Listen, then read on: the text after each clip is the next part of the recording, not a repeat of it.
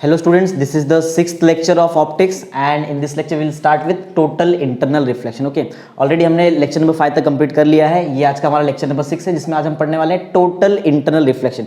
इसके बारे में थोड़ा इन्फॉर्मेशन ऑलरेडी हमको 10th में पढ़ा है हमने, राइट. अभी यहाँ पर एकदम डिटेल में देखने वाले कि टोटल इंटरनल रिफ्लेक्शन क्यों होता है, क्या क्या कंडीशन है, डायग्राम कैसे बनाएंगे सब. Okay so let's start with diagram. सबसे पहले हम डायग्राम से स्टार्ट करते हैं. देखो डायग्राम में ही आधा लॉजिक साइंस में कंप्लीट हो जाता है, तो पहले डायग्राम एकदम अच्छे से देखना है.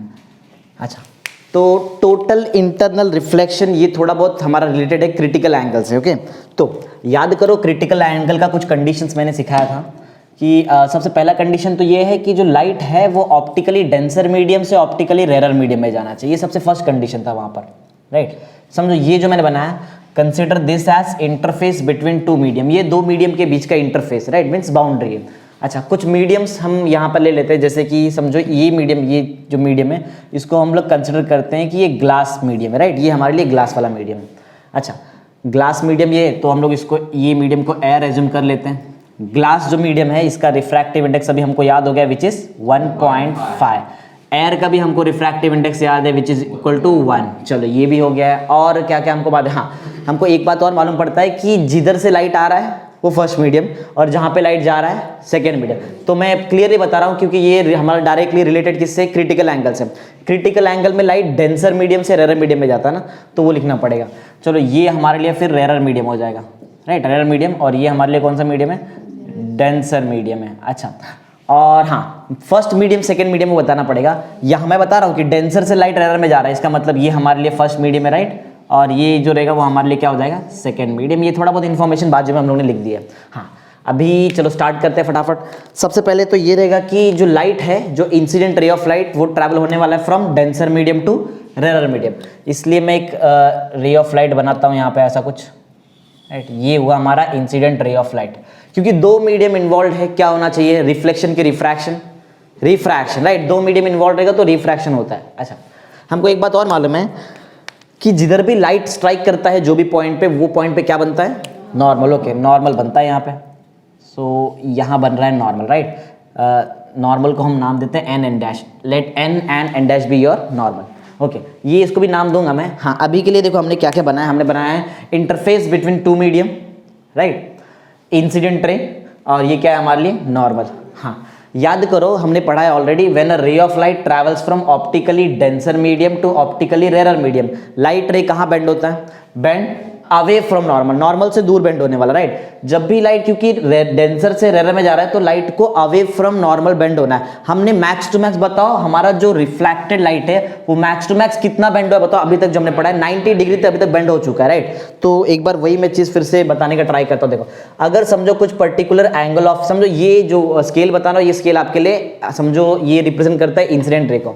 अगर इंसिडेंट रे ऐसा आ रहा है तो रिफ्रैक्टेड रे यहाँ से कहीं से तो जाएगा, समझो ऐसा कुछ जा रहा है, ये रहेगा, समझो ये आपका रिफ्रैक्टेड रे ऐसा कुछ रहेगा. अगर मैं एंगल ऑफ इंसिडेंस बढ़ाऊं, ये रिफ्रैक्टेड रे यहाँ पे ऐसा आ जाएगा, और बढ़ा दूं तो यहाँ पे आ जाएगा एक ऐसा पर्टिकुलर एंगल ऑफ. और समझो मैं इधर आ गया, इसके बाद अगर बढ़ा दूं ना तो लाइट इधर जाने नहीं वाला है, लाइट फिर से रिटर्न वही मीडियम में आ जाता है. समझे बात क्या बताया, फिर से सुनो एक बार. देखो, एक पर्टिकुलर एंगल ऑफ इंसिडेंस के लिए कुछ पर्टिकुलर एंगल ऑफ रिफ्रैक्शन रहता है सेकेंड मीडियम में, राइट.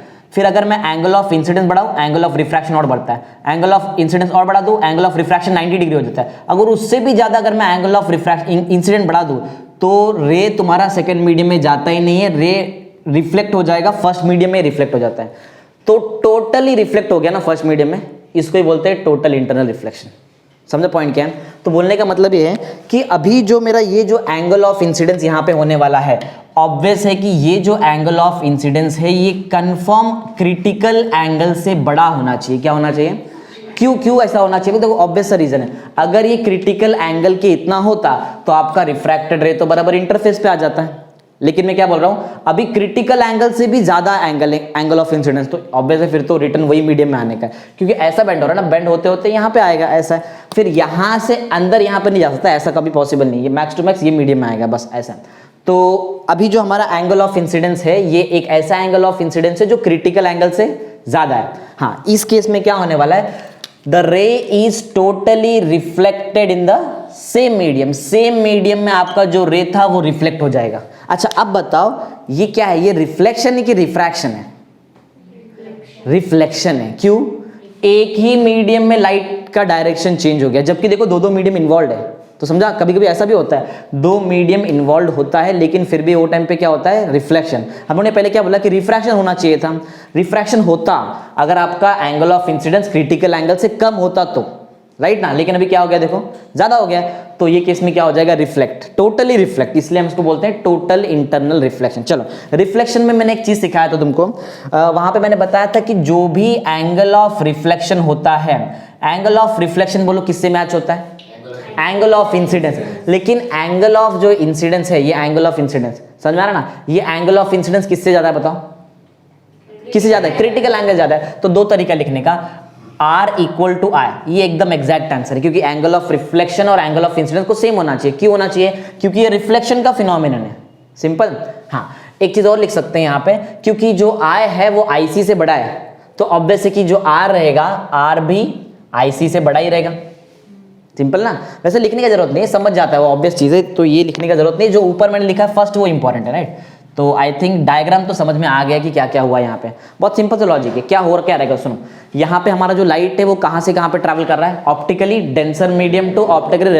हम लोगों ने ट्राई तो किया ना ट्रैवल कराने का, लेकिन गया नहीं, तो हमारी थोड़ी गलती है, right. When a ray of light moves from optically denser medium to optically rare medium for a angle of incidence, एक particular angle of incidence, for a particular angle of incidence. लेकिन ये एंगल ऑफ इंसिडेंस का एक speciality है, ये angle of incidence किससे ज्यादा है, क्रिटिकल, तो बताना पड़ेगा for a angle of incidence. अच्छा ये भी बताओ कि एंगल ऑफ इंसिडेंस किधर है, डेंसर मीडियम में कि रेयर मीडियम में, डेंसर। तो देखो फिर से सुनो, पॉइंट सुनो। When a ray of light moves from optically denser medium to optically rare medium for a angle of incidence in denser medium greater than, कौन सा बताओ, ग्रेटर देन कौन सा angle, greater than critical angle, the ray is totally reflected in the same medium. जो medium से आया वही medium में रिफ्लेक्ट हो गया। The ray is totally reflected in the same medium, this phenomenon is called as total internal reflection. बात समझा है? रिपीट करता हूं, इतना जल्दी याद नहीं होगा, लेकिन एक दो बार पढ़ेंगे तो याद होगा। सुनो फिर से एक बार रिपीट करते हैं, ध्यान से सुनना, एकदम स्लो बोलता हूं। When a ray of light moves from optically denser medium to optically rarer medium, पहले ये एक स्टेटमेंट सिंपल है, ये याद कर लो। When a ray of light moves from optically denser medium to optically rarer, आप बोलेंगे सर मूव तो, लेकिन ट्राई तो किया था ना हमने मूव कराने का, वो गया नहीं, वो बात अलग है। When a ray of light moves from optically denser medium to optically rarer medium, इतना समझा है? आगे सुनो, सेकंड स्टेटमेंट ये, the angle of incidence in कौन सा medium, denser medium, the angle of incidence in denser medium, the angle of incidence, ये जो एंगल ऑफ इंसिडेंस जो डेंसर मीडियम है, इसका एक स्पेशलिटी बताया मैंने, क्या बताया, ये किससे बड़ा है, critical angle. For a angle of incidence in denser medium greater than critical angle, ऐसा बोलो, या फिर एक दूसरा स्टेटमेंट पॉसिबल है, वो भी सुनो। देखो दोनों में जो इजी लगता है वो बोलेंगे। For a angle of incidence greater than critical angle in denser medium, ये भी चलेगा। देखो ऐसा यहाँ पे आओ या तो यहाँ से होके जाओ, एक ही बात है। तो सुनो, for a angle of incidence greater than critical angle in denser medium, ये ज्यादा अच्छा रहेगा, राइट, क्योंकि क्लियर बैठता है यहाँ properly. For a angle of incidence greater than critical angle in denser medium the ray of light is totally reflected in the same medium, this phenomenon is called as total internal reflection. चार statement है, right. एक एक मैं फिर से एक last time repeat करता हूँ, फिर हमको डायरेक्ट लिखना रहेगा, ध्यान दो। फर्स्ट स्टेटमेंट ऐसा है, वो चारों स्टेटमेंट को तुमको मर्ज करना है एक साथ। When a ray of light moves from optically denser medium to optically rarer medium, ये पहला स्टेटमेंट था। सेकंड स्टेटमेंट ऐसा है, for a angle of incidence in, sorry, for a angle of incidence greater than critical angle in denser medium, the ray of light is totally reflected in the same medium, this phenomenon is called as total internal reflection, simple, right। अब बोल सकते हैं, try करते हैं, last time slow बोलना है, आगे भागने का नहीं है, ओके ओके, स्टार्ट करो, बोलो क्या था। When a ray of light moves from optically denser medium to optically rarer medium, ये फर्स्ट, आगे इस कंटिन्यू करो।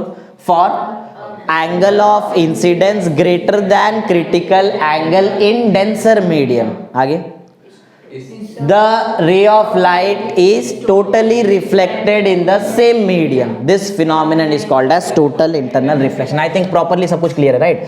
चलो फटाफट इसका स्टेटमेंट लिख लेते हैं, राइट। स्टेटमेंट, ओके, स्टेटमेंट क्या है फटाफट लिखते हैं मेरे साथ, तुम लोग अपने बुक में भी लिख सकते हो और बोलते बोलते लिखो, राइट। स्टेटमेंट ऐसा था, when a ray of light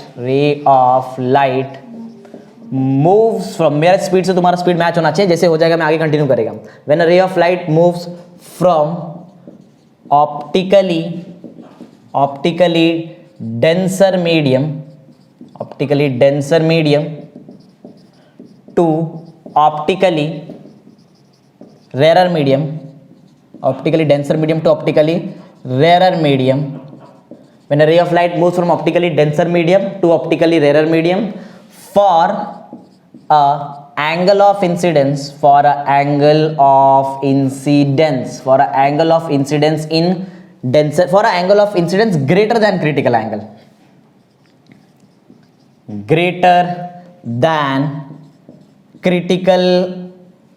for angle of incidence greater than critical angle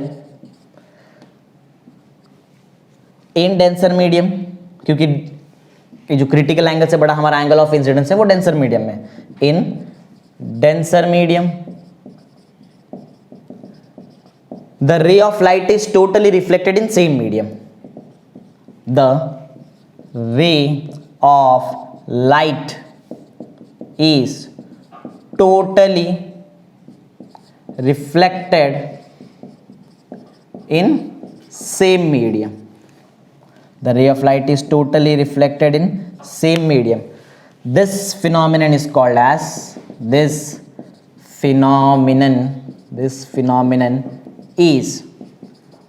called as total internal reflection. मैं TIR लिख रहा हूँ, तुम्हारा काम है फुल फॉर्म लिखना, right? Total internal reflection. Statement complete हो गया है। Let's start with necessary condition.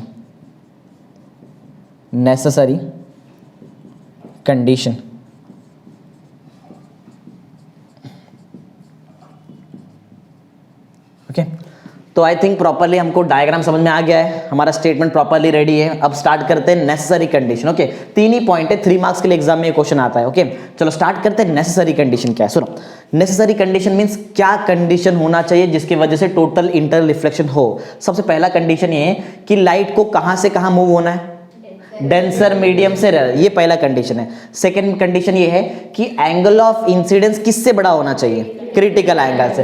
Third जो सबसे इंपॉर्टेंट है वो, ये दो तो बहुत इजी समझ में आता है, थर्ड वाला जितना इजीली समझ में नहीं आएगा। देखो, जैसे जैसे मैं एंगल ऑफ इंसिडेंस बढ़ा रहा हूं, कौन सा रे तुमको दिखाई दे रहा है और कौन सा रे नहीं दिखाई दे रहा है। क्या तुमको रिफ्रैक्टेड रे दिखाई दे रहा है? रिफ्रैक्टेड रे दिखाई दे रहा है क्या? नहीं। क्या रिफ्लेक्टेड रे दिखाई दे रहा है? हाँ। इसका मतलब ये हुआ है कि जैसे जैसे मैं एंगल ऑफ इंसिडेंस बढ़ाऊंगा, जैसे जैसे एंगल ऑफ इंसिडेंस बढ़ेगा, रिफ्रैक्टेड जो रे है उसका इंटेंसिटी कम हो जाएगा। इंटेंसिटी कम मतलब क्या? वो मतलब दिखाई नहीं देने लगेगा, ऐसा है। लेकिन क्या दिखाई देने लगेगा फिर हमको? Reflected ray. जैसे ही मैं एंगल ऑफ इंसिडेंस बढ़ाता हूं, रिफ्रैक्टेड रे का इंटेंसिटी कम होने लगता है और रिफ्लेक्टेड रे का इंटेंसिटी बढ़ता है, तभी जाके हमको रिफ्लेक्टेड रे दिखाई दे रहा है, नहीं तो रिफ्लेक्टेड रे नहीं दिखता था हमको। पॉइंट समझा है? एक बार फिर से रिकैप करते हैं, बहुत इजी है। देखो 3 पॉइंट। फर्स्ट कंडीशन ये है, फर्स्ट नेसेसरी कंडीशन ये है कि the ray of light must travel from optically denser medium to optically rare medium, first necessary condition. Second necessary condition is the angle of incidence must be greater than, must word आना चाहिए क्योंकि necessary condition पढ़ रहे हैं। The angle of incidence must be greater than critical angle. Third सुनो क्या third, as the angle of incidence increases the intensity of refracted ray decreases and the intensity of reflected ray increases, तभी जाके हमको reflected ray दिखाई दे रहा है। समझ में आया? रिपीट करें एक बार, फटाफट ध्यान दो। चलो स्टार्ट करो। फर्स्ट पॉइंट बोलो क्या था? व्हेन नहीं यहाँ पे नेसेसरी कंडीशन क्या है? The ray of light must travel from optically denser medium to optically rarer medium, ये फर्स्ट नेसेसरी कंडीशन। सेकंड बोलो, the angle of incidence must be greater than critical angle. Third बताओ, as the angle of incidence increases, the intensity of refracted ray decreases and the intensity of reflected ray increases, right? यहाँ decreases, यहाँ increases लिख सकते हो और मैं भी यहाँ फटाफट लिखता हूँ। स्टार्ट करो जल्दी जल्दी, मेरे साथ हो जाना चाहिए लिखकर। Point okay. तो फर्स्ट नेसेसरी कंडीशन ऐसा है कि the ray of light must travel from optically denser medium to optically rare medium. The ray of light must travel, the ray of light must travel from optically denser medium optically denser medium to optically rarer medium. This is the first necessary condition for total internal reflection. The second necessary condition for TIR means total internal reflection is the angle of incidence must be greater than critical angle. The angle of incidence must be greater than critical angle. Critical angle से आपका angle of incidence बड़ा होना चाहिए. The third important point is as the angle of incidence increases, as the angle of incidence increases, as the angle of incidence increases, the intensity of refracted ray decreases. The intensity of refracted ray decreases, and that of reflected ray increases, and that of reflected ray increases. This is the three necessary condition for total internal reflection. I hope properly clear हो चुका है total internal reflection क्या है. Okay, let's start with dispersion of light. Okay, तो dispersion of light already हमने 10th में पढ़ा है, राइट. सेम वही चीज में पढ़ाऊंगा, लेकिन थोड़ा एक्स्ट्रा कंटेंट इसमें बताऊंगा, राइट. डिस्पर्शन ऑफ लाइट क्या. अच्छा, कुछ चीज जो पहले से हमको मालूम है वो कर लेते हैं. डायग्राम हमने ऑलरेडी डिस्पर्शन ऑफ लाइट का 10th स्टैंडर्ड में देखा है. सेम वैसा ही डायग्राम है. चलो देखते हैं क्या है डिस्पर्शन ऑफ लाइट. सबसे पहले डायग्राम से समझते हैं. जैसे यहाँ से ऑलमोस्ट डायग्राम से सब कुछ चीज समझ में आ गया था, सेम यहाँ भी ऐसा ही है. देखो डायग्राम ऐसा है कि सबसे पहले डिस्पर्शन के लिए यूज करते हैं हम प्रिज्म. क्या यूज करते हैं? प्रिज्म. पढ़ा है ना 10th में, प्रिज्म. अच्छा, प्रिज्म का जो शेप होता है, किसको मालूम है कैसा शेप में होता है? प्रिज्म का जो शेप है, ये दिख रहा है ट्रायंगल. ट्रायंगल नहीं होता है कभी प्रिज्म, राइट. प्रिज्म जो शेप है ये ऑलमोस्ट पिरामिडिकल शेप होता है इसका, राइट. पिरामिड जैसा शेप होता है. समझा बात क्या? ये दिखने के लिए मैं 2 डायमेंशन बना बोर्ड पे बना रहा हूँ, इसके लिए ये ट्रायंगल दिख रहा है. ट्रायंगल में नहीं होता है एक्चुअल में, वो 3 डायमेंशन प्रॉपर पिरामिड जैसा शेप होता है प्रिज्म का. हाँ, तो प्रिज्म है. और चलो एक काम करते हैं, एक वाइट लाइट इस पे इंसिडेंट करते हैं. डिस्पर्शन के लिए हमेशा जो लाइट यूज करते हैं हम वो वाइट लाइट है. मैं रेड कलर से बना रहा हूँ, आप पूछना नहीं कि ये रेड कैसा है, राइट. ये वाइट लाइट है जो बना रहा हूँ मैं यहाँ पे. वाइट लाइट को हम इंसिडेंट करते कहाँ पे? प्रिज्म पे, राइट. हमको मालूम है कि जहां भी लाइट को इंसिडेंट करना है और लाइट जाके जो भी सरफेस से स्ट्राइक करेगा, क्या बनता है वहां पे? Normal. And normal is always perpendicular to the surface. Surface को हमेशा परपेंडिकुलर. तुम्हारा सरफेस ही टेढ़ा है देखो, तो नॉर्मल भी वैसे ही आएगा. देखो नॉर्मल कैसे आने वाला है, कुछ भी हो जाए नॉर्मल को तुमको सरफेस से परपेंडिकुलर रखना ही है. तो ये देखो जो मैं डॉटेड लाइन से बना रहा हूं यही है तुम्हारा नॉर्मल. और देख लो ये करेक्ट एकदम सरफेस से 90 डिग्री पे आएगा. करेक्ट है, देखो आ रहा है ना 90 डिग्री पे सरफेस है, प्रॉपर 90 डिग्री भी एकदम एग्जैक्ट. तो ये हुआ नॉर्मल. तो इंसिडेंट रे, अच्छा हमने यहाँ पे नाम नहीं दिया था, चलो इसको नेमिंग दे देते हैं. कुछ P Q R डायरेक्शन तो है, ठीक है. चलो तो यहाँ भी अगर आपको नाम वाम देना है तो दे दो, कोई प्रॉब्लम नहीं है. लेकिन समझो ये जो लाइट है ये कौन सा लाइट है? ये वाइट लाइट है, राइट. वाइट लाइट है ये, वाइट लाइट. वाइट लाइट को हम इंसिडेंट करते हैं on the surface of prism. तो प्रिज्म करता क्या है? प्रिज्म ये व्हाइट लाइट को अपने कंपोनेंट कलर्स में डिवाइड कर देता है. इसको हम बोलते हैं डिस्पर्शन ऑफ लाइट. ओके, तो जो कलर सबसे कम बेंड होता है, राइट. जो कलर सबसे कम बेंड होता है, एक कलर जो सबसे कम बेंड होता है, एक कलर है जो इंटरमीडिएट बेंड होता है. समझो इंटरमीडिएट मीन्स थोड़ा मिडल में बेंड हुआ है. और एक और कलर है जो सबसे ज्यादा बेंड होता है. ऐसा 3 कलर में बना रहा हूँ, टोटल 7 कलर नहीं बनाने वाला हूँ यहाँ पे, राइट. तो 7 कलर बनाएंगे तो पूरा एकदम मैश हो जाएगा यहाँ पे. तो ऐसा कुछ समझा. देखो बनाने के लिए मैंने 3 कलर बनाया. सबसे टॉप वाला कलर रेड होता है, सबको मालूम है. सबसे बॉटम में होता है वॉयलेट, और जो बीच में जो कलर होता है वो ऑलमोस्ट येलो कलर होता है, राइट. येलो कलर, समझा. तो बोलने का मतलब ऐसा है कि जो रेड लाइट होता है ना, रेड लाइट, ये सबसे कम बेंड होता है. ये सबसे कम बेंड होता है. और सबसे ज्यादा बेंड कौन होता है? वायलेट लाइट, जो सबसे नीचे है ना, ये सबसे ज़्यादा बेंड होता है, और इंटरमीडिएट मीन्स बीच में जो है वो ऑलमोस्ट इंटरमीडिएट बेंड होता है, राइट, इंटरमीडिएट बेंडिंग होगा इसका, ऐसा कुछ। समझ आ रहा है पॉइंट कैसा है? हाँ, तो कौन सा कलर क्या है चलो बता दो फटाफट। The light which bends the least is red and the light which bends the most is violet. और एक ऐसा कलर भी है जो इंटरमीडिएट बेंडिंग दिखा रहा है, येलो कलर है। ब्लैक से बनाया है, अब येलो कलर का मार्कर नहीं मेरे पास, इसलिए ब्लैक से बनाया, ठीक है। तो आई थिंक समझ में आ गया क्या है, राइट। तो इससे ही चलो बनाते हैं। यहाँ पे देखो डिस्पर्शन में ना एक्चुअल में अगर तुमको समझना है तो अभी तो मैंने यहाँ पे डिटेल में जब बताऊंगा तब डिस्पर्सिव पावर जब पढ़ाऊंगा तब एकदम इसको एकदम डिटेल में बताऊंगा क्या हो रहा है यहाँ पे। देखो अगर ध्यान से देखा जाए ना, लाइट का डायरेक्शन देखो कितनी बार चेंज हो रहा है। यहाँ पे 2 बार चेंज हो रहा है। यहां से एयर से ग्लास में आया, देखो चेंज हो गया। यहाँ पे ग्लास से एयर में गया, वापस चेंज हो गया। मीडियम चेंज हुआ तो डायरेक्शन चेंज होता है। मेरा क्वेश्चन ये है, बताओ कितनी बार इसमें रिफ्रैक्शन हुआ है? 2 बार हुआ है। 2 बार ना। अरे पहले एयर से ग्लास में गया तो रिफ्रैक्शन, ग्लास से फिर से एयर में आया, वापस रिफ्रैक्शन। देखो ना डायरेक्शन कितनी बार चेंज हुआ, 2 बार डायरेक्शन चेंज मींस इसको बोलते हैं डबल रिफ्रैक्शन। पढ़ा होगा तुमने रेनबो वाले केस में, वहां पे एक वर्ड आता है डबल रिफ्रैक्शन, ऐसा। तो I think diagram clear, right. इतना कुछ डिटेल में यहाँ पे देखना नहीं है। ये पॉइंट समझो, नाम देते प्रिज्म को A B C। एक एंगल होता है जिसको हम बोलते हैं एंगल ऑफ प्रिज्म, उसको हम A लेते हैं, right. A is the angle of prism, समझो, ठीक है। चलो स्टार्ट करते हैं फिर। हाँ डायग्राम हो गया है, कुछ इसके बारे में एक्सप्लेन कर देता हूँ। ये क्या है एक्सप्लेनेशन। हाँ तो इसमें क्या देखने वाले पहले सुनो। पहले देखेंगे डिस्पर्शन का मतलब क्या है। डिस्पर्शन में हुआ क्या, स्प्लिट हुआ ना, स्प्लिट हो गया। क्या स्प्लिट हुआ? कलर्स। कौन से कलर? Constituent colour. कौन से कलर?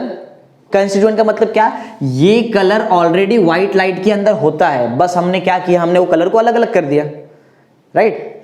ये जो भी कलर ना, ये हाँ तुमको पता रहेगा, ये सीक्वेंस को बोलते हैं विबज्योर ना, पढ़ा है ना विबज्योर। हाँ वो बताऊंगा मैं यहाँ पे, सब वॉयलेट वो सब इंडिगो जो भी रहेगा, देखते हैं। तो मैंने किया क्या, मैंने व्हाइट लाइट के अंदर जितने भी कंस्टिट्यूएंट कलर थे उसको स्प्लिट करा दिया, right. The phenomenon of splitting of white light into it's हाँ बताना पड़ेगा, व्हाइट लाइट के अंदर का कलर है ये ना, right. The phenomenon of splitting of white light into its constituent colour, right, after passing through, किससे पास हुआ है? Prism. After passing through prism is called as dispersion of light. समझा पॉइंट क्या है? फिर से एक बार रिपीट करो, ध्यान दो। हो क्या रहा है, हम व्हाइट लाइट को स्प्लिट कर रहे हैं into its constituent colour. The phenomenon of splitting, ये दिख रहा है स्प्लिट होगा। The phenomenon of splitting of कौन सा लाइट? White light into its constituent colour after passing through prism is called as dispersion of light. बोल सकते हैं एक बार? चलो स्टार्ट कर, बोलो क्या था? The phenomenon of splitting of white light into its constituent color is called as, अच्छा रुक जाओ, into its constituent color के बाद भी कुछ है, after passing through prism is called as dispersion। एक बार फिर से बोलो जरा, क्या था बताओ? The phenomenon of splitting of white light into its constituent color after passing through prism is called as dispersion of light। लिखो फटाफट, जल्दी स्टार्ट करो। तो फर्स्ट पॉइंट, वैसे टोटल यहाँ पे देखते हैं 7 to 8 पॉइंट से देखते हैं क्या क्या, फटाफट जल्दी कंप्लीट करेंगे। मेरे स्पीड के सब तुम्हारा भी स्पीड मैच होना चाहिए, right. The phenomenon of splitting of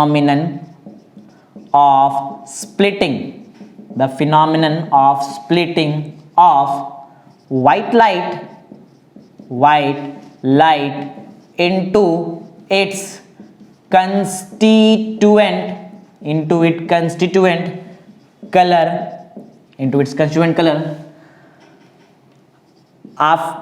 colour after passing through prism is called dispersion of light। I think समझ में आ चुका है कि क्या है dispersion of light. The phenomenon of splitting of white light into its constituent colour after passing through prism is called dispersion of light. Okay चलो let's move on to point number 2। Point number 2 क्या है वो देखते हैं। देखो point ऐसा है कि जो व्हाइट कलर है, व्हाइट कलर के अंदर अलग अलग कलर का वेव है, राइट। और कितने अलग अलग कलर का वेव? टोटल 7। तो तो पॉइंट सिंपल सा है, the white light consist of waves, white light consist of wave of different wavelength. देखो हर लाइट का कलर अलग अलग क्यों होता है, क्योंकि हर लाइट का वेवलेंथ अलग होता है। बात समझ में आया? रीजन है, ये कलर जो है रेड क्यों है, उसका रीजन है कि ये लाइट के पास रेड कलर का वेवलेंथ है, इसके लिए वो रेड है। पॉइंट समझ में आ रहा है? ये बीच वाला लाइट येलो क्यों है, रीजन ये है क्योंकि ये लाइट के पास येलो कलर वाला वेवलेंथ है। ये लाइट वॉयलेट क्यों दिखाई दे रहा है, क्योंकि इसके पास वॉयलेट कलर का वेवलेंथ है। तो पॉइंट ऐसा है, white light constitutes of colours, या फिर आप बोल सकते हो white light consist of waves of different wavelength, अलग अलग वेवलेंथ का वेव है, इसलिए अलग अलग कलर उसमें से निकलता है। पॉइंट समझ में आया? The white light consist of waves of different wavelength, simple point है। बोलो क्या बताओ?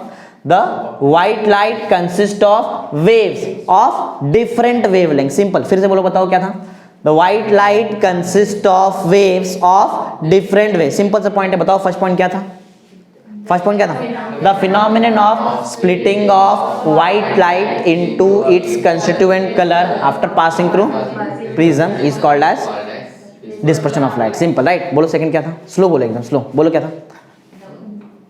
The white light consist of wave of different wavelength. Start करते हैं, लिखो।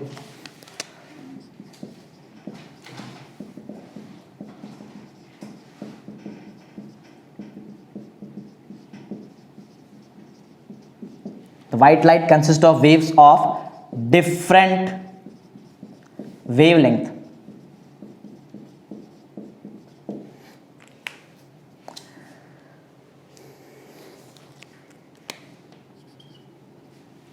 ओके, सिंपल सा पॉइंट था, बहुत इजी। आगे बढ़ते हैं टू पॉइंट नंबर 3।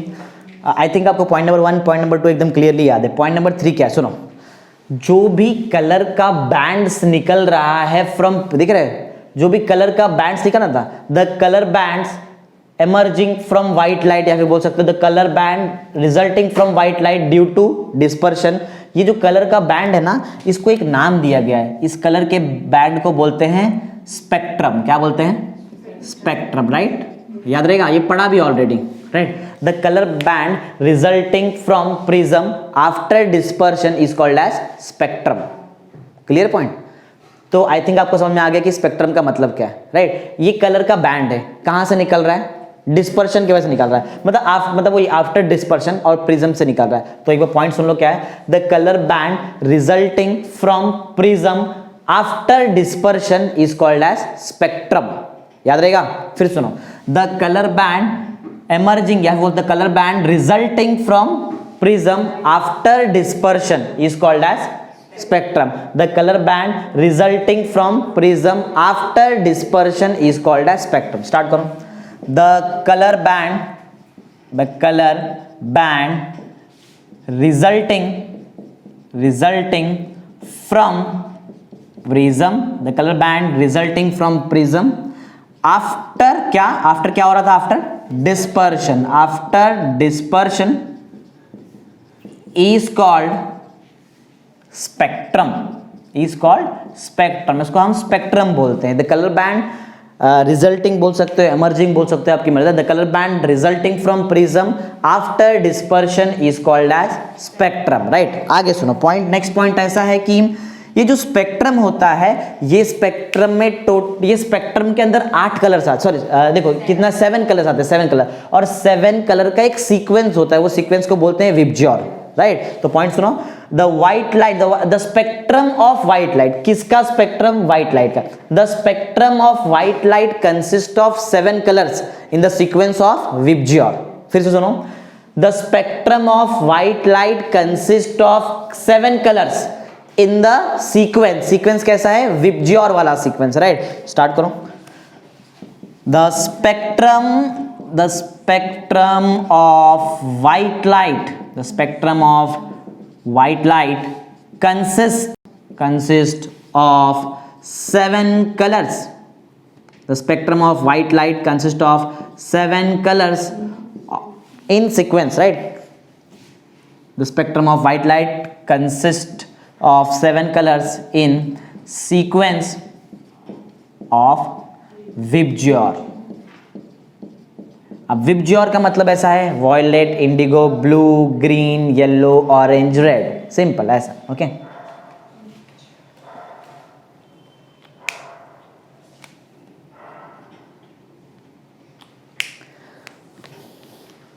ओके, तो इतना क्लियर है। आगे बढ़ते हैं। देखो एक नई चीज मैं तुमको सिखाता हूं, उसको बोलते हैं एंगल ऑफ डेविएशन, राइट। क्या बोलते हैं?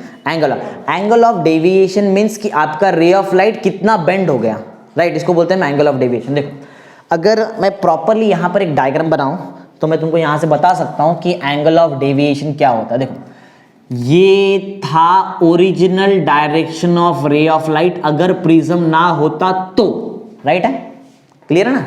अगर प्रिज्म नहीं होता तो ऐसा डायरेक्शन ऑफ लाइट रहता, लाइट ऐसा है तो स्ट्रेट जाता ना अगर प्रिज्म नहीं होता, लेकिन बीच में क्या आ गया? प्रिज्म। इसकी वजह से लाइट का देखो डायरेक्शन चेंज हो गया। अब मैं क्या करता हूं, ध्यान देना, ये रेड लाइट का प्रोजेक्शन थोड़ा पीछे लेता हूं, राइट। ये देखिए ना, रेड लाइट का प्रोजेक्शन थोड़ा पीछे लिया, रेड लाइट को थोड़ा डॉटेड लाइन से पीछे लिया। वैसे हम लोग क्या करते हैं, जो हमारा येलो लाइट है इसका प्रोजेक्शन भी पीछे लेते हैं। देखो डायग्राम प्रॉपरली बनना चाहिए। देखो मैंने येलो लाइट का प्रोजेक्शन भी पीछे ले लिया है, राइट। ऐसे ही मैं क्या करता हूं, एक लास्ट वॉयलेट लाइट का भी प्रोजेक्शन पीछे लेता हूं। ये वॉयलेट लाइट का प्रोजेक्शन भी हम लोग ने क्या कर लिया? पीछे ले लिया। समझा पॉइंट यहां पे क्या हो रहा है? सबका प्रोजेक्शन मैंने पीछे लिया। मैं क्या कर रहा हूं पहले सुनो, मैं निकाल रहा हूं कि मेरा रे ऑफ लाइट कितना बेंड हो गया। देखो जाना ऐसा चाहिए था ना, ऐसे जाना चाहिए था, लेकिन देखो ये रेड लाइट इतने एंगल से बेंड हो गया है, बराबर है, समझा ना एंगल। हाँ, तो ये जो एंगल से बेंड हुआ है इसको हम बोलते हैं angle of deviation for red colour, right. वो जो मैंने बनाया उसको बोलते हैं डेल्टा। ये सिंबल का नाम है डेल्टा, लेकिन उसको बोलेंगे फिजिक्स में एंगल ऑफ डेविएशन। क्या बोलते हैं इसको? कैसा बनाया जाता है? ऐसा, समझा? एंगल ऑफ डेविएशन डेल्टा बोलते हैं इसको, राइट। चलो, तो जो मैंने बनाया है डेल्टा आर, डेल्टा आर का मतलब क्या है? Angle of deviation for which colour? Red colour. चलो आगे बढ़ते हैं, और अभी हम लोग क्या निकालते हैं? एंगल ऑफ, देखो अगर मैं येलो लाइट चेक करूं तो येलो लाइट देखो इतना बेंड हो गया है, दिख रहा है बाहर ज्यादा ना। देखो येलो लाइट जो बेंड हुआ है, yellow light as compare to red light ज्यादा बेंड हो गया है। देखो समझ में आता है इतना देख के तो। हाँ, ये स्पेक्ट्रम में रब करता है, इसको फिर से बाजू में किधर तो लिख दूंगा, राइट। एक कलर अभी बचा है, कौन सा? वॉयलेट बचा है। चलो वॉयलेट बना लेते हैं। वॉयलेट कलर का अगर मैं डेविएशन देखूं ना तो ये कुछ ज्यादा ही बेंड हो गया है। देखो देखो जाना ऐसा चाहिए था, लेकिन देखो किधर नीचे आ गया ऐसा। तो ये बताओ क्या है angle of deviation for violet colour. अब बताओ एंगल ऑफ डेविएशन कौन से कलर के लिए ज्यादा है और कौन से कलर के लिए कम है? ज्यादा बताओ पहले। वॉयलेट कलर के लिए एंगल ऑफ डेविएशन ज्यादा है, रेड कलर के लिए एंगल ऑफ डेविएशन कम है। यही मेरा नेक्स्ट वाला पॉइंट है, ध्यान से सुनना। The angle of deviation is maximum for violet colour and for red colour the angle of deviation is minimum. Simple है, फिर से सुनो तो क्या है? The angle of deviation is maximum for violet colour and for red colour the angle of deviation is minimum. उल्टा तरीके से भी लिख सकते हो, एक और स्टेटमेंट है, angle of deviation is maximum for violet colour and angle of deviation is minimum for red colour. ऐसा भी लिख सकते हो, तुम्हारी मर्जी, मिनिमम मैक्सिमम आना चाहिए। लेट्स स्टार्ट करो जल्दी लिखने। पॉइंट ऐसा है, the angle of deviation, the angle of deviation is maximum, the angle of deviation is maximum for violet color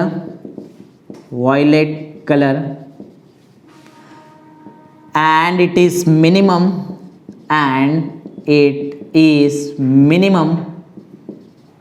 minimum for red color।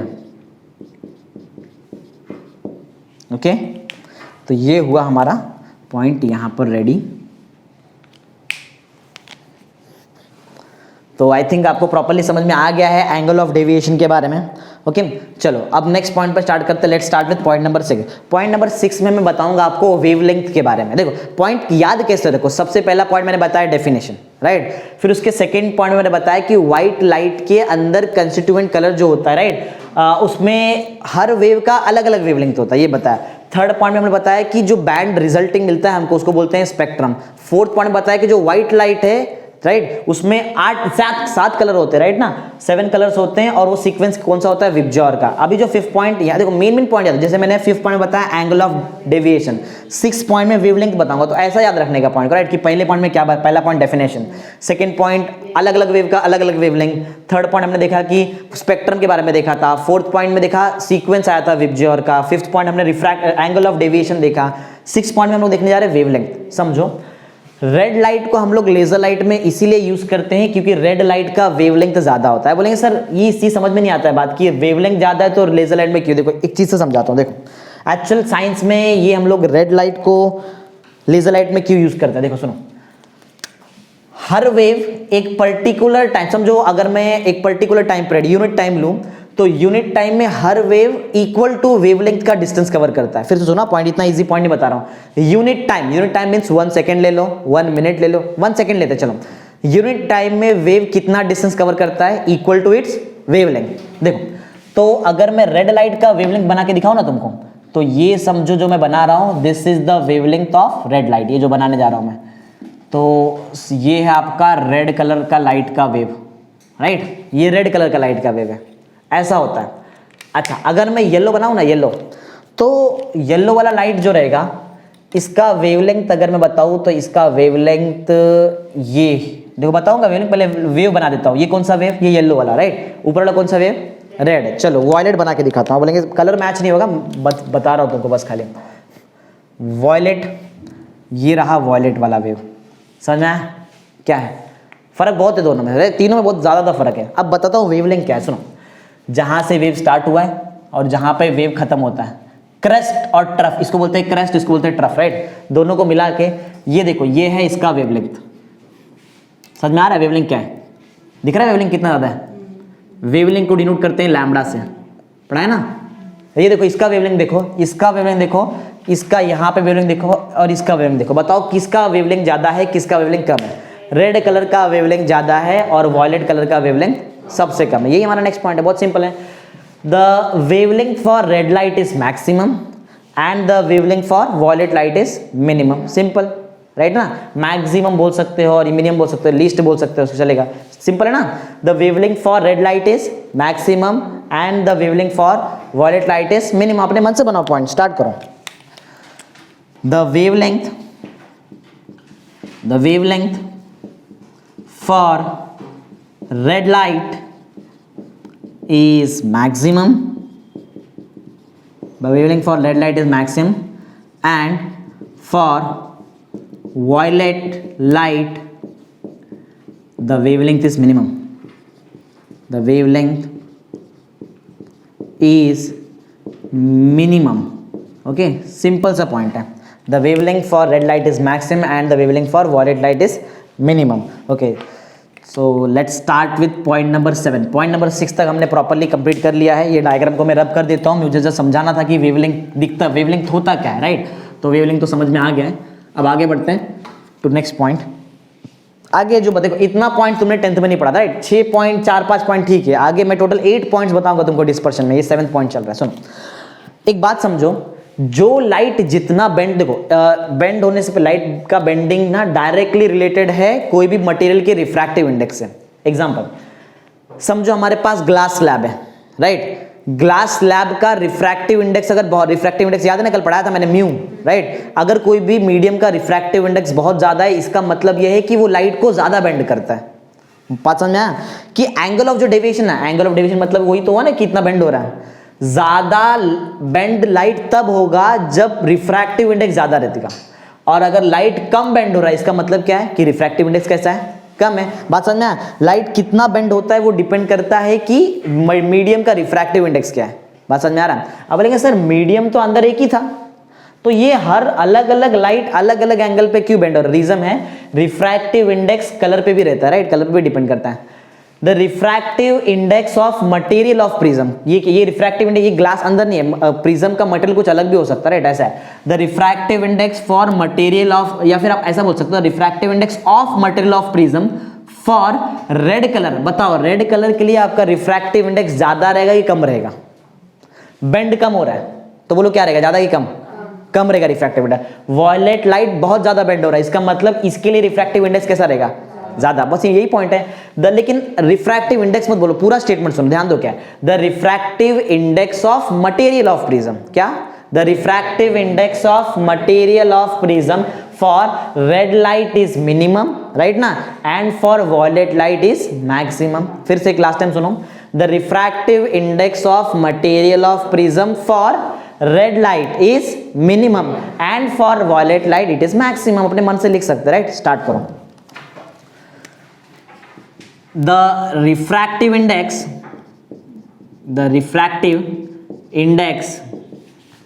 of material of prism, the refractive index of material of prism for red light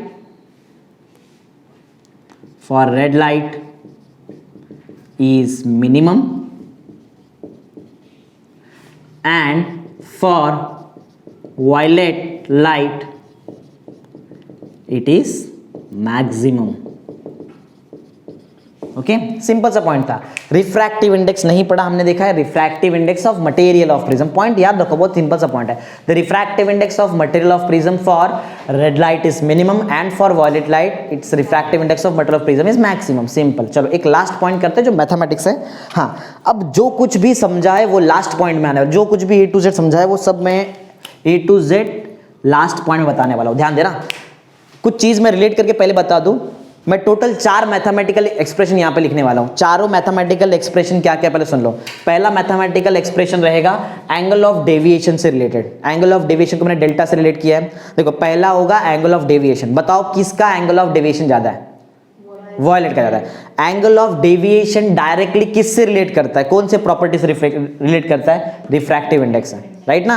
और बताया ना जितना ज्यादा bend हो रहा है उतना ज्यादा रिफ्रैक्टिव इंडेक्स है. हाँ, तो तुम लोग मेरे को बता रहे, मैं नहीं लिख रहा हूं, मैं जस्ट लिखने का काम कर रहा हूं. आंसर तुम लोग बता रहे. बताओ किसका. देखो 3 कलर बताता हूं. समझो वॉयलेट कलर और येलो कलर और रेड कलर. तीनों में से बताओ सबसे ज्यादा एंगल ऑफ डेविएशन किसका है? वॉयलेट कलर का एंगल ऑफ डेविएशन ज्यादा है. वॉयलेट और येलो में से किसका ज्यादा है? वॉयलेट का ज्यादा है. देख लो ना डायग्राम में, देखो येलो और रेड में से किसका एंगल ऑफ डेविएशन ज्यादा है? येलो. चलेगा. सिंपल. हाँ, मैंने क्या बताया था कि एंगल ऑफ डेविएशन किससे रिलेट करता है? Refractive index. ध्यान दो. Refractive index of material of prism for violet colour, refractive index of material of prism for yellow colour, refractive index of material of prism for red colour. ध्यान से answer देना. जिसका angle of deviation ज्यादा है इसका मतलब ये clear है कि उसका refractive index of material of prism भी ज्यादा है. अभी तो लिखा है ना मैंने ऊपर यहाँ पे. इसका मतलब इसका देखो मैच होगा साइन. अरे ये डायरेक्टली इससे रिलेट करता है ना, तो साइन तो मैच होना ही चाहिए. समझा? आगे बढ़ते हैं. मेरे को बताओ wavelength of violet colour, wavelength of yellow colour, wavelength of red colour. Right. तीनों में से कौन से कलर का वेवलेंथ ज्यादा है? रेड का है. तो चलेगा. वॉयलेट और येलो में से किसका ज्यादा है? येलो का ज्यादा है. अभी तो बनाया था ना डायग्राम मैंने यहाँ पे. समझा है? वेवलेंथ डायरेक्टली रिलेट करता है वेव, मतलब कलर का जो भी वेव रहेगा उसके वेलोसिटी से. राइट. किससे रिलेट करता है? डायरेक्ट वेलोसिटी से. तो ध्यान दो. Velocity of light for violet colour, velocity of light for yellow colour, velocity of light for red colour. बताओ सबसे ज्यादा वेलोसिटी किसका होता है? रेड. इसीलिए तो लेजर लाइट में यूज करते हैं. कम टाइम में बहुत आगे तक चले जाता है ना. इसको क्यों जाता है ऐसा? क्योंकि उसका वेलोसिटी बहुत ज्यादा है. देखो दोनों साइन मैच होगा, यही लॉजिक है. सिंपल सा, और कुछ नहीं. तो समझ में आ चुका रहेगा आई थिंक. राइट. प्रॉपरली हम लोग ने यहाँ पे क्या पढ़ लिया वैसे? ये डिस्पर्शन ऑफ लाइट. एक बार क्विक रिकैप मारते देखते हैं हमको याद है कि नहीं. सबसे पहले पढ़ा डेफिनेशन. सेकेंड पॉइंट में हमने बताया कि व्हाइट लाइट के अंदर अलग अलग वेव होता है जिसका अलग अलग वेवलेंथ होता है. राइट. थर्ड पॉइंट में कहां गया? ये थर्ड पॉइंट मैंने पढ़ा कि जो कलर बैंड हमको मिलता है उसका एक नाम है. क्या बोलते हैं उसको? हम स्पेक्ट्रम बोलते हैं. हाँ. फोर्थ पॉइंट बताया कि वो जो स्पेक्ट्रम है व्हाइट लाइट का उसमें 7 कलर्स आते हैं. जो सीक्वेंस होता है वो सीक्वेंस क्या है? VIBGYOR. Fourth point. Fifth point में हमने एंगल ऑफ डेविएशन के बारे में बताया. राइट ना. सिक्स्थ पॉइंट में हमने बताया वेलोसिटी के बारे, सॉरी सिक्स्थ पॉइंट हमारा वेवलेंथ के बारे में था. सेवेंथ पॉइंट में हमने क्या किया? बताया कि अलग अलग कलर के लिए refractive index of material of prism कैसा है. और लास्ट पॉइंट में एक सिंपल सा मैथमेटिक्स बता दिया. ठीक है.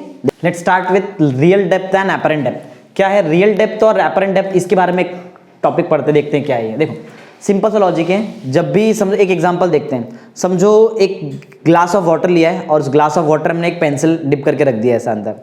तो हमको ऐसा लगता है कि जब ग्लास ऑफ वाटर जिसमें वाटर है और उसमें पेंसिल भी हमने डिप करके रखा है और अगर उसको दूर से देखेंगे तो ऐसा लगता है कि वो पेंसिल बीच में से टूट गया है या फिर पेंसिल थोड़ा बड़ा लगता है. ऐसा भी होता है. कभी कभी ये भी लगता है समझो ग्लास है वाटर इसमें स्पून डाल के रखा है तो स्पून का जो नीचे वाला पार्ट है थोड़ा बड़ा दिखता है. ऐसा भी हो सकता है. तो ये है क्या? ये टॉपिक हम लोग रियल डेप्थ और अपरेंट डेप्थ में देखने वाले कि ऐसा क्यों होता है. राइट. देखो बेसिक सा एक सिंपल सा थ्योरी लिखा है वो एक बार पढ़ लिख के सुना देता हूँ. फिर बाकी जो मेन कंसेप्ट होता है यहाँ पे वो मैथमेटिक्स मेन है हमारे लिए. देखो ये क्या है? When we see from outside, जब हम बाहर से देखते हैं राइट वो ग्लास ऑफ वाटर वैसा कुछ लॉजिक है. When we see from outside, the bottom of water body, bottom of water body समझ में आ रहा है? समझो कुछ पॉन्ड, लेक, अगर कुछ भी ऐसा है और हम लोग ऐसे बाहर रुक के देख रहे हैं उसके अंदर, ऐसा लगता है कि वो ज़्यादा गहरा नहीं है, लेकिन जब प्रॉपर मेजर किया जाए तो बहुत ज़्यादा डेप्थ में रहता है, ऐसा कुछ है। When we see from outside the bottom of water body appears to be raised, उसका जो बॉटम है ऊपर दिखाई देता है अपने, कि मतलब ज़्यादा डीप नहीं है, थोड़ा ही रहेगा डीप, ऐसा लगता है हमको। लेकिन दिस इज ड्यू टू, किसकी वजह से होता है? रिफ्रैक्शन, रिफ्रैक्शन होता है बॉटम वाले सरफेस है, इसके लिए this is due to the refraction at the plane surface of water, right? जो सरफेस ऑफ वाटर है उसमें रिफ्रैक्शन होता है, इसकी वजह से जो नीचे वाला जो हमारा रेज्ड सरफेस है, वो नीचे वाला जो सरफेस हमको थोड़ा रेज्ड दिखता है, ऊपर दिखता है, और ऐसा लगता है कि उसका डेप्थ कम है, राइट? जबकि एक्चुअल डेप्थ बहुत ज्यादा है। देखो दो चीज यहां पे मैं पढ़ाने वाला हूं, एक है रियल डेप्थ, राइट, जो एक्चुअल में वाटर बॉडी का ज्यादा था, लेकिन सरफेस पे रिफ्रैक्शन होने की वजह से वो डेप्थ, वो जो नीचे वाला बॉटम सरफेस है वो रेज हो गया, उसको हम लोग बोलते हैं रेज्ड सरफेस, और अब हमको डेप्थ कम दिखाई देता है, राइट? तो इसको हम पढ़ेंगे रियल डेप्थ और एपरेंट डेप्थ। सिंपल सा लॉजिक है। आगे देखते हो क्या है। आगे मैं यहाँ पे सिंपल सा एक डायग्राम बनाने वाला हूँ, जिसमें मैं एक प्लेन रिफ्रैक्टिंग, समझो ट्रांसपेरेंट सरफेस लिया, समझो देखो यहाँ पे लिखा है consider plane parallel transparent slab. एक चलो plane parallel transparent slab assume करते हैं ऐसा, और ये जो मैंने स्लैब एज्यूम किया है ये ट्रांसपेरेंट है। इसका जो रिफ्रैक्टिव इंडेक्स है आप देख सकते हो, मैंने लिखा हुआ है रिफ्रैक्टिव इंडेक्स म्यू ले सकते हो, तो ईटा है तुम्हारे टेक्स्ट बुक में, उसको एन दिखाया लेकिन एक्चुअल में एन नहीं होता है, ईटा होता है, राइट? रिफ्रैक्टिव इंडेक्स को हम लोग ईटा से डिनोट करते हैं। तो ये हमारा ग्लास स्लैब, या फिर आप जो भी हो सकते हैं plane parallel slab of refractive index, हमको पता है कि इसका जो रिफ्रैक्टिव इंडेक्स है वो ईटा लिया है हम लोग ने।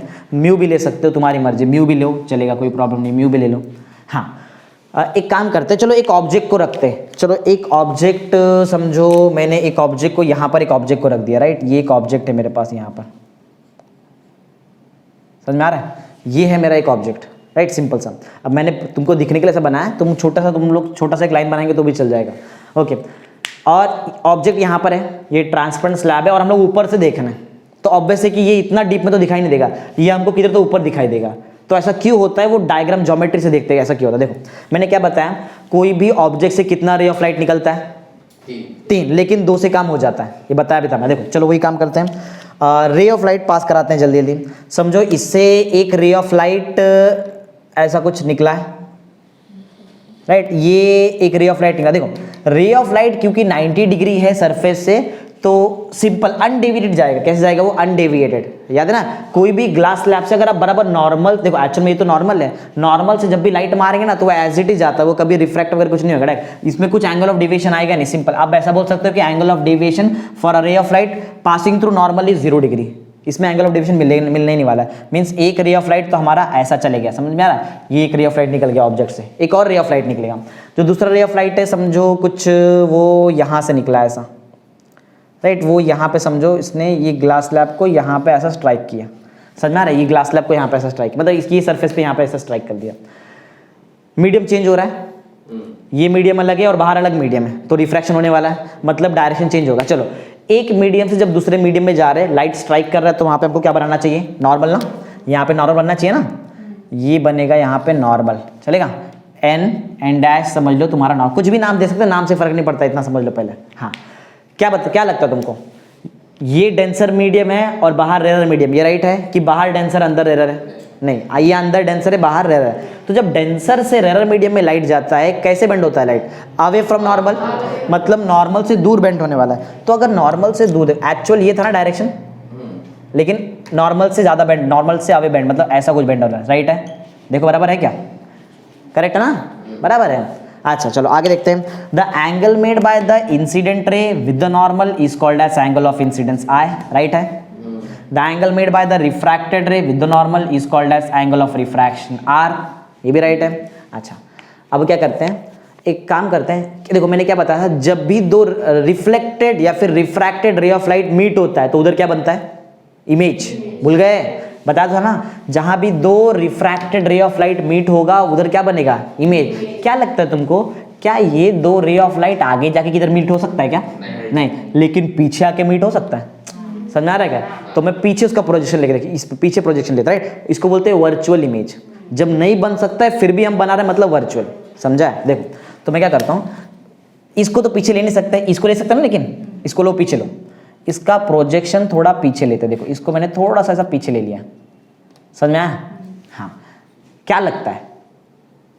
ये इधर मीट हो सकता है ना, तो इधर दिखता है अपने को। ये ऑब्जेक्ट जो इधर है वो इधर दिखता है यार, इधर इमेज बनेगा ना, ये ऑब्जेक्ट का इमेज इधर बनेगा, और जो ऊपर से देख रहा है उसको ऑब्जेक्ट यहाँ नहीं, उसको ऑब्जेक्ट यहाँ दिखाई देगा। समझा क्या पॉइंट क्या है? ये लॉजिक है, इसलिए हमको ऑब्जेक्ट कभी ऊपर दिखाई देता है। कुछ भी जो नीचे वाला चीज़ है वो ऊपर क्यों दिखता है, ये रीज़न है उसका। समझा? चलो, तो यहाँ भी थोड़ा सा मैथमेटिक्स करते हैं। वर्टिकली अपोजिट एंगल पढ़ा है? वर्टिकली अपोजिट एंगल पढ़ा है? अरे पढ़ा रहना चाहिए, 10th पढ़ के है ना सब लोग। ये अगर ये वाला एंगल अगर आर है तो बताओ ये वाला एंगल क्या? ये भी आर होता है, इसको बोलते हैं वर्टिकली अपोजिट एंगल। यही लॉजिक में यूज़ करना, याद रखना। क्रॉस बीस पे ऐसा कुछ होता है, राइट? ऐसा ध्यान दो। ये दिख रहा है ग्रीन वाला लाइन, और ये दिख रहा है, अगर ये आर इतना बड़ा अगर आर है तो बताओ ये वाला एंगल कितना रहेगा? आर। लगता है बराबर वर्टिकली अपोजिट एंगल, एकदम क्लियर है। ज्योमेट्री लगा रहा हूँ, कुछ नया चीज़, इसलिए मैथ्स आना बहुत जरूरी है, राइट? समझ में आया? चलो, ये हो गया। एक काम करते हैं, एंगल ऑफ इंसिडेंस को थोड़ा सा ऊपर लेता हूँ, क्योंकि मुझे यहाँ पे एक ट्राइंगल बनाना है अभी।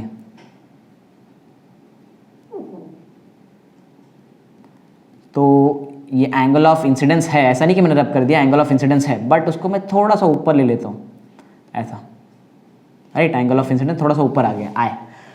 अब क्या करते हैं, एक ट्राइंगल बनाने का ट्राई करता हूँ। ट्राइंगल देखो, मैथ्स बिना मैथ्स के नहीं हो पाएगा, बिना मैथ्स के सॉल्व नहीं हो पाएगा। स्नेल्स लॉ लगाने का है। स्नेल्स लॉ याद है क्या होता है? Mu 2 1 is equal to sine I by sine I. Sine I देखो, ट्रिग्नोमेट्री फंक्शन कहाँ लगता है? ट्राइंगल में लगता है, मालूम तुमको? Sine theta opposite upon hypotenuse. क्यों बोलते हैं? क्योंकि ट्राइंगल में अपोजिट और हाइपोटेन्यूज होता है। ये तुमको दिख रहा है कहीं पे हाइपोटेन्यूज? नहीं, बनाना पड़ेगा, देखो कैसे बनाते हैं।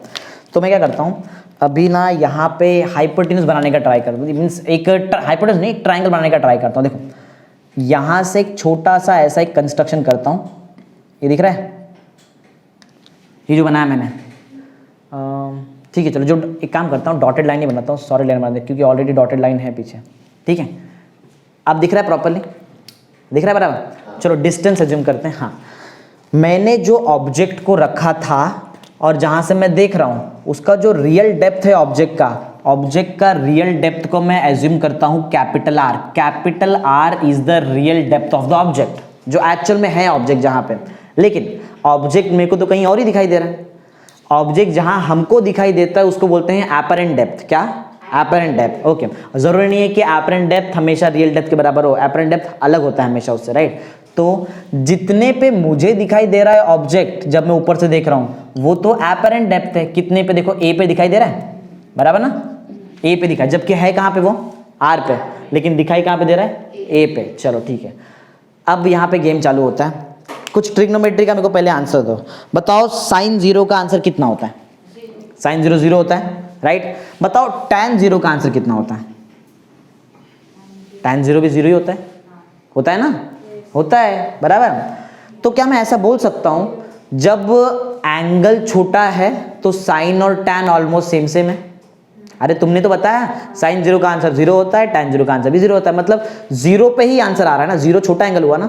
तो अगर मैं ऐसा एज्यूम करूं कि I और R छोटा है तो क्या मैं tan और साइन को ऑलमोस्ट, मैं ये नहीं बोल रहा हूं कि एग्जैक्ट सेम है, ऑलमोस्ट सेम है, ऑलमोस्ट सेम है। चलो वैसा कुछ करते हैं फॉर स्मॉलर एंगल, राइट? कुछ स्मॉल एंगल देखते हैं, और स्मॉल एंगल पे अभी हमारा मैथमेटिक्स यहाँ पे स्टार्ट हो रहा है। देखो बहुत इंपॉर्टेंट चीज सीख रहे हैं हम लोग यहाँ पर। तो पॉइंट ऐसा है, for smaller angle, for smaller angle, right? Smaller angle that is मतलब क्या है? I and R are much lesser, right? या फिर मच स्मॉलर, ऐसा बोल सकते हो, बहुत ज़्यादा छोटा है। हाँ, जब बहुत ज़्यादा छोटा रहेगा तो tan को मैं अप्रॉक्सीमेटली इक्वल टू साइन ले सकता हूँ। चलो एक काम करते हैं, ट्राइंगल दिख रहा है, अच्छा नाम नहीं दिया, चलो नेमिंग करते हैं, पहले कुछ नामकरण कर देते हैं यहाँ पे। चलो इसको ए लेते हैं, पॉइंट ए, पॉइंट, अच्छा ए ऑलरेडी है ना यहाँ पे, ए नहीं लेते हैं, कुछ अलग नाम लेते हैं, कुछ पी क्यू आर लेते हैं। क्या? अच्छा फिर से क्या बता देता हूँ कि स्मॉलर एंगल को हम लोग टैन साइन कैसे कैसे मैच करता हूँ, बता दो। पहले नेमिंग कर लेते हैं। ये पी, लेकिन अच्छा कैपिटल आर भी है, एक्स वाई जेड चलो लेते हैं, ये एक्स। वैसे हमारा काम तो यहीं पे छोटे से ट्रायंगल में होगा, तो ये वाला समझो, ये जो पॉइंट है इसको हम लोग एज्यूम करते हैं दिस पॉइंट एज एक्स, ये पॉइंट को हम एज्यूम करते हैं वाई, और ये पॉइंट को एज्यूम करते हैं जेड। चलो बता दो कि स्मॉलर एंगल क्यों ऐसा होता है। देखो रीजन मैंने अभी तुमसे ही तो रीजन लिया आंसर का। देखो तुमने क्या बताया कि सर साइन 0 का आंसर कितना होता है? 0 होता है। साइन 0 डिग्री पढ़ा है ना 10th में ट्रिग्नोमेट्री पे, साइन 0 डिग्री का आंसर 0 होता है। tan 0 डिग्री का आंसर कितना होता है? आंसर सेम सेम आ रहा है। आंसर सेम कब आ रहा है? जब एंगल छोटा है। 0 डिग्री छोटा एंगल हो कि बड़ा एंगल है? छोटा है ना, तो वही तो मैंने लिखा है। जब एंगल छोटा रहेगा मीन्स आई और आर छोटा छोटा एंगल रहेगा, तो वो टाइम पे साइन का आंसर और टैन का आंसर मैच होता है। ये तो बोलने का मतलब है, सिंपल सा लॉजिक है। तो फॉर स्मॉलर एंगल, मतलब स्मॉलर एंगल के लिए अभी तक लिखा नहीं मैंने, सिर्फ बताया स्मॉलर एंगल मतलब क्या, आई और आर छोटा है। तो ये टाइम पे मैं क्या करूंगा, ये टाइम पे मैं टैन थीटा को अप्रॉक्सीमेटली इक्वल टू समझो मैं साइन थीटा ले सकता हूँ, राइट? ऐसा लिख सकते हैं क्योंकि दोनों का आंसर सेम सेम दिखा है, प्रूफ है तुम्हारे सामने, देखो प्रूफ करके बता दिया। चलो तो ठीक है, यहाँ पे ऐसा प्रॉपरली लिखते कि अप्रॉक्सीमेटली इक्वल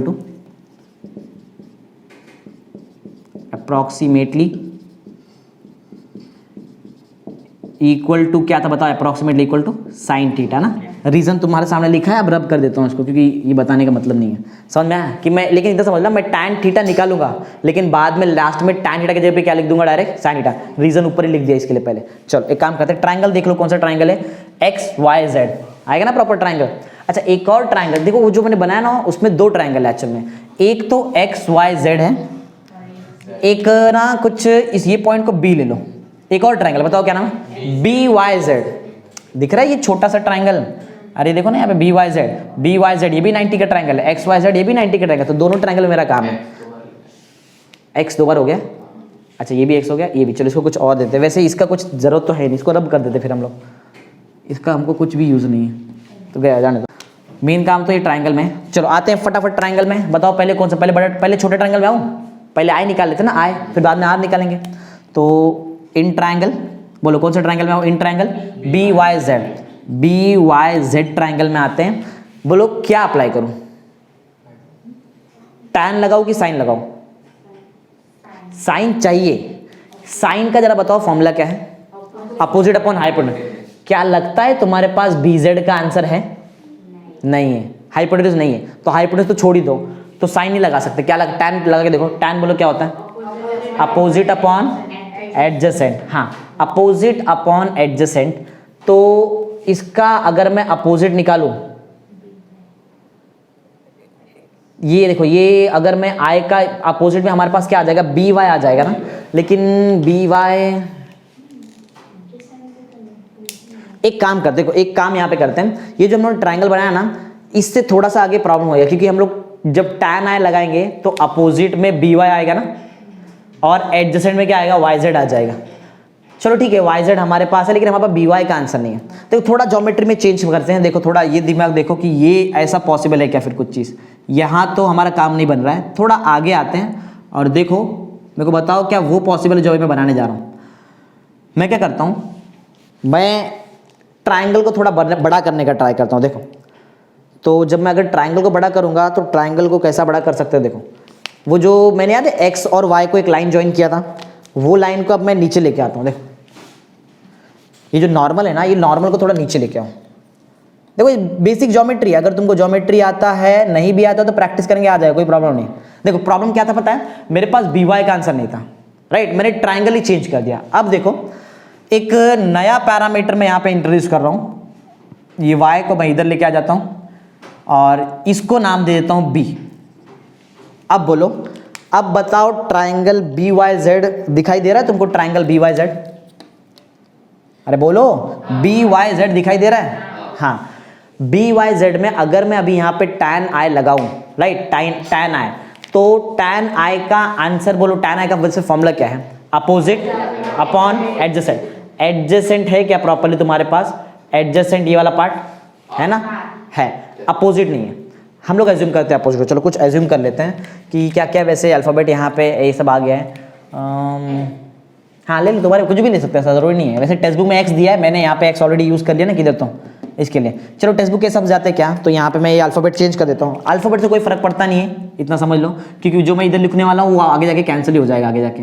तो यहाँ पे क्या नाम दो, चलो L ले लेते हैं। और ये जो हमारे टेक्स्ट बुक के हिसाब से है, ये हम लोग इसको क्या लेते हैं, ये दोनों रे ऑफ लाइट के बीच में, ये एक नॉर्मल और ये वाला रे ऑफ लाइट के बीच में जो डिस्टेंस है वो x लेते हैं।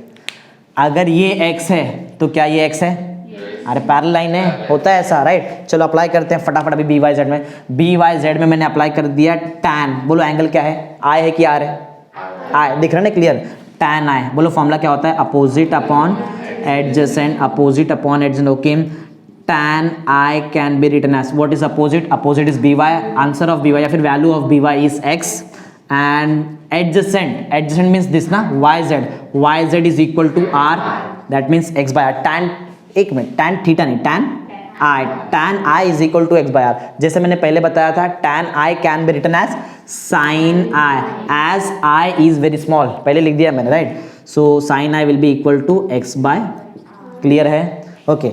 नए ट्रायंगल में आते हैं, बताओ बी वाई जेड हो गया, अब कोई दूसरा ट्रायंगल एल, यहाँ पे कुछ नहीं है ना, एज्यूम कर सकते हैं, चलो कुछ एक नया अल्फाबेट ले लो, एल एम ले लेते हैं, यहाँ पे चलेगा, एम नहीं आया ना अभी तक, एक बार ठीक है, एम नहीं आया, तो ये एक और ट्रायंगल दिख रहा है, ट्रायंगल बोलो नाम बताओ, in triangle L M Z, in triangle L M Z, right है ना। एल एम जेड में क्या अप्लाई करूँ, टैन ही अप्लाई कर सकते हैं, बराबर ना, और क्या करेंगे, टैन आर, बोलो फॉर्मूला वही, opposite upon adjacent, tan R can be, what is opposite, opposite check करो, ये एंगल आर का अपोजिट एल एम है, एल एम क्या एक्स नहीं है, एल एम ही तो एक्स है, right. Adjacent means M Z ना, M Z is equal to A, tan R can be written as sine R, right है। अरे सिंपल तो है, अभी पहले बता दिया था, टैन के जगह में बाद में डायरेक्ट साइन लिखने वाला हूँ, चेक करो, साइन आई साइन आर मिल गया है, फिर तो हो गया ना काम, लगाते हैं स्नेल्स लॉ फिर तो, बोलो अप्लाइंग कौन सा law, applying Snell's law, Snell's. इसमें हम लोग ने देखो यहाँ पर कैसा है कि दो ट्राइंगल में हमने दो ट्राइंगल से, एक ट्राइंगल से साइन आर और दूसरे ट्राइंगल से साइन आर निकाल दिया। अब यहाँ पे करना है क्या, देखो यहाँ पे लॉजिक ऐसा है कि ऑब्जर्वर कहाँ है वो देखना पड़ता है, राइट। ऑब्जर्वर तो ये ग्लास स्लैब के, मतलब जो भी चीज़ है इसके बाहर रहेगा, तो वहां से हमको देखना पड़ेगा, राइट। तो उसके हिसाब से अगर हम लोग यहाँ पे देखेंगे ना, तो हमारा स्नेल्स लॉ का जो, मतलब स्नेल्स लॉ का जो रिफ्रैक्टिव इंडेक्स का फॉर्मूला होता है वो यहाँ पे थोड़ा सा चेंज होता था, राइट। सिंस जो ऑब्जर्वर है वो बाहर है ना, ऑब्जर्वर बाहर है, तो यहाँ पे सेकंड मीडियम फर्स्ट मीडियम थोड़ा अलग अलग हो जाएगा, इसलिए जो रिफ्रैक्टिव इंडेक्स होगा इसका फॉर्मूला इस केस में आएगा sine r upon sine i, right. ये फॉर्मूला यहाँ पे क्यों आ रहा है, रीजन है ऑब्जेक्ट अंदर है, ठीक है, लेकिन जो देखने वाला वो किधर है, वो बाहर है, तो उसके लिए आई और आर वहां पे फ्लिप वगैरह हो जाता है, राइट। इसलिए हमको म्यू का answer sine are by sine r लिखना पड़ेगा, sine are by sine i, ऐसा क्यों, रीजन देखो सिंपल सा है, अभी तक सिर्फ हम लोग ने अंदर देख रहे थे, यहाँ पे अंदर जो देख रहे हैं एकदम करेक्ट, राइट, एकदम एग्जैक्ट है, ऑब्जेक्ट से लाइट निकला है, लेकिन जो ऑब्जर्वर है वो तो बाहर है, वो इसके अंदर होता तो प्रॉपर्ली उसके लिए बराबर एक सब चीज एकदम राइट होता, राइट, लेकिन वो तो ऊपर से देख रहा है, तभी तो उसको ये ऑब्जेक्ट थोड़ा ऊपर दिखाई दे रहा है, राइट। तो इस केस में जो रिफ्रैक्टिव इंडेक्स का फॉर्मूला होगा वो क्या होगा, साइन आर बाय साइन आई, समझा ये कब होता है, ये सिंपल लॉजिक, ऑब्जर्वर क्योंकि बाहर है, सिंपल लॉजिक है। अगर ऑब्जर्वर मीडियम के अंदर होता तो उसके लिए ये फॉर्मूला जो हमने पहले किया था sine I by sine r, वो एकदम एक्जैक्ट बैठता है, लेकिन क्योंकि ऑब्जर्वर ऊपर से देख रहा है, ये इस मीडियम में से कुछ काम नहीं है, तो उसके लिए आई और आर वहां पे फ्लिप हो जाता है, ऐसा है, राइट। तो आई और आर फ्लिप हो जाएगा, तो ये फॉर्मूला होगा mu is equal to sine are by sine I.